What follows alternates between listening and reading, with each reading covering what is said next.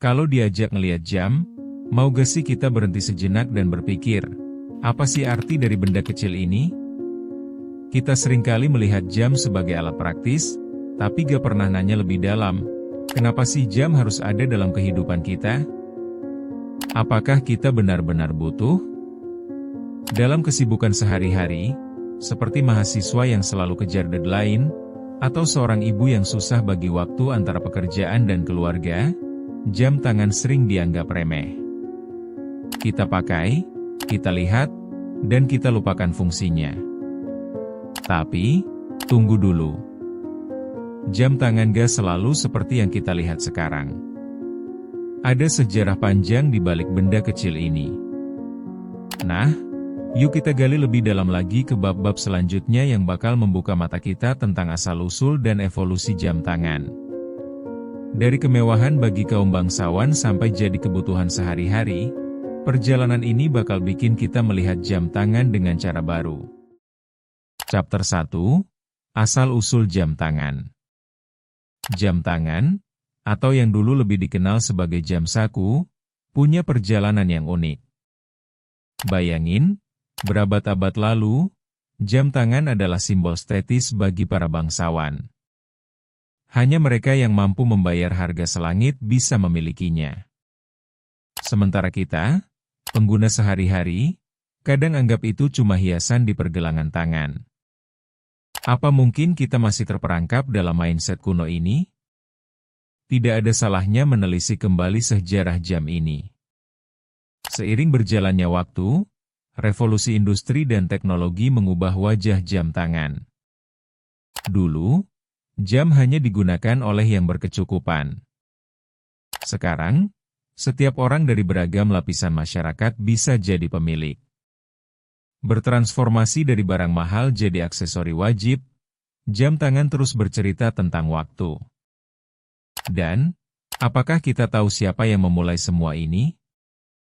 Mungkin kita harus berkenalan dulu dengan penemuan-penemuan awal yang membawa kita ke era modern ini. Dari jam matahari hingga jam mekanis, setiap inovasi menandai sebuah lompatan besar dalam sejarah manusia. Ini bukan hanya tentang waktu saja, tapi juga bagaimana jam tangan mencerminkan nilai dan norma masyarakat pada zamannya. Kini, jam tangan tidak lagi hanya simbol status, tapi lebih sebagai bagian penting dari gaya hidup yang kita jalani sehari-hari. Setiap kali kita melihat jam di pergelangan tangan, kita bisa sedikit merenung tentang perjalanan panjangnya. Chapter 2, Perkembangan Desain Jam. Mari kita lihat lebih dekat desain jam. Dari model klasik yang elegan sampai yang futuristik, jam telah berevolusi mengikuti tren zaman. Di awalnya, pilihannya terbatas dan biasanya terbuat dari material mahal. Sekarang, kita bisa menemukan jam dengan aneka desain, bahan, dan fitur canggih. Tetapi benarkah semua desain ini berfungsi? Atau kita hanya terjebak dalam istilah fashion? Kenapa sih kita cenderung jatuh cinta pada jam dengan fungsi lebih dari sekadar menunjukkan waktu? Ini tentang bagaimana penampilan dan fungsi berdampingan. Mari kita ingat, setiap desain yang ada seringkali mencerminkan simbol status dan keputusan gaya hidup kita. Apakah kita terjebak dalam jebakan branding? Kita perlu mengingat bahwa jam juga bisa jadi batasan kepribadian kita. Dalam bab ini, kita gali konsep desain yang bukan hanya bikin kita terlihat stylish, tetapi juga berfungsi efektif di kehidupan sehari-hari. Contohnya, seorang dokter yang butuh jam tahan air dan mudah dibaca saat beroperasi. Di saat-saat krusial, jam yang tepat bisa menjadi penyelamat. Dengan berbagai fitur yang ditawarkan, kita seharusnya cermat mempertimbangkan mana yang benar-benar bermanfaat dan mana yang hanya gimmick. Jadi, mari kita pertimbangkan pilihan kita. Apakah kita membeli karena keperluan atau hanya karena ingin tampil beda di antara teman-teman?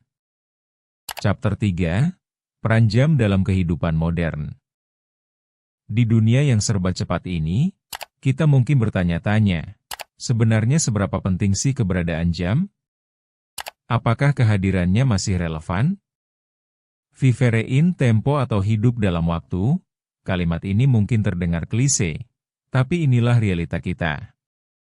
Kita menjadi budak waktu, setiap detik terasa begitu berharga. Keterikatan kita pada waktu bukan hanya soal jam di pergelangan tangan, tapi juga pada bagaimana kita mengatur aktivitas sehari-hari. Disinilah jam berperan penting, bukan hanya untuk memberitahu waktu tetapi juga sebagai pengingat pengerjaan tugas atau momen penting dalam hidup. Apakah kita terperangkap dalam rutinitas yang sama, sampai-sampai lupa menikmati momen? Mari kita eksplorasi lebih lanjut bagaimana jam bukan hanya alat, tetapi simbol dari pilihan serta keputusan yang membentuk hidup kita. Penjadwalan yang kita buat berdasarkan waktu menunjukkan kepentingan kita. Jadi, apa kita benar-benar menghargai setiap detik yang kita miliki? Jika seorang mahasiswa merasakan tekanan dari deadline, apakah itu berarti dia menghargai waktu atau sebaliknya? Jam tangan berfungsi sebagai pengingat untuk menjaga keseimbangan antara pekerjaan dan waktu bersantai. Terciptanya prioritas ini adalah kunci untuk lekas menemukan kebahagiaan dalam kesibukan. Kita harus bertanya, apakah kita terlalu fokus pada waktu hingga melupakan makna dari setiap detik yang kita jalani? Ini bukan sekadar pertanyaan retoris, tapi sesuatu yang perlu kita renungkan. Keseimbangan antara waktu yang kita habiskan bekerja dan menikmati hidup adalah tantangan yang perlu kita hadapi. Chapter 4, Mengapa jam menjadi simbol statis? Kenapa jam tangan bisa jadi simbol statis? Ini pertanyaan menarik yang seringkali terlewatkan. Yang jelas, punya jam mahal bisa bikin kita tampil sebagai orang berpengaruh, bukan? Faktanya, ada banyak merek jam yang selalu menghiasi pergelangan tangan para orang kaya dan terkenal. Jadi, apakah kita terjebak dalam budaya konsumsi yang membuat kita mengagungkan barang mewah? Ada saatnya ketika merek menentukan siapa kita. Bayangkan, di tengah suasana yang penuh tekanan untuk terlihat kaya, apakah kita pernah mikir, apakah status kita benar-benar ditentukan oleh barang yang kita kenakan? Jika kita lihat bagaimana selebriti seringkali dijadikan panutan, itu menjadi gambaran nyata dari masyarakat kita yang cenderung mengagungkan barang merek tertentu. Mungkin kita perlu berhenti sejenak dan bertanya pada diri sendiri, apakah kita membeli barang karena kita butuh, atau hanya sekadar mengikuti tren? Mari kita ujungi makna simbol statis ini dan buka mata tentang konsumerisme yang terus menggerogoti diri kita. Apakah kita bisa jujur pada diri kita sendiri mengenai apa yang kita butuhkan versus apa yang kita inginkan? Di sini, kita perlu meredefinisi bagaimana seharusnya pandangan kita terhadap barang-barang yang kita miliki. Apakah itu mencerminkan diri kita atau hanya sekadar ikut-ikutan? Dengan cara ini, kita mungkin bisa lebih bijaksana dalam memilih apa yang kita kenakan. Chapter 5, Jam tangan di masa depan. Lalu, bagaimana dengan masa depan jam tangan?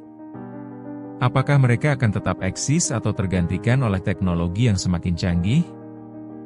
Di era smartphone dan wearable devices, jam tangan harus beradaptasi atau punah. Mari kita lihat tren yang sedang berkembang, dari smartwatch yang terhubung dengan semua aplikasi di tangan kita hingga konsep jam dengan kecerdasan buatan. Tetapi pertanyaannya, apakah semua ini benar-benar dibutuhkan? Kita perlu merenungkan kembali, apakah jam dengan fitur super canggih lebih baik daripada yang sederhana? Ini adalah pertanyaan yang butuh jawaban. Kita seringkali terbuai oleh inovasi dan lupa akan fungsi dasar dari jam itu sendiri. Mari kita telaah prospek jam tangan di masa depan dan bagaimana mereka dapat berkembang sesuai kebutuhan kita. Contohnya, apakah kita benar-benar akan lebih produktif hanya dengan menatap notifikasi di pergelangan tangan kita? Mungkin jawabannya lebih kompleks dari yang kita kira. Dalam dunia yang makin terhubung, kita harus cerdas dalam memilih alat bantu waktu. Apakah itu berarti kita makin menghargai waktu atau justru malah mengubah cara pandang kita terhadap hidup itu sendiri? Kita perlu mengingat bahwa seiring dengan kemajuan teknologi, kita harus tetap mengutamakan fungsi utama dari alat waktu ini.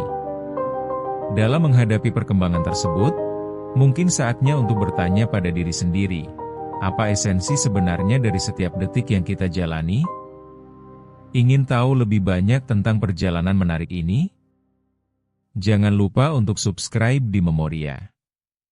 Karena setiap hal punya asal.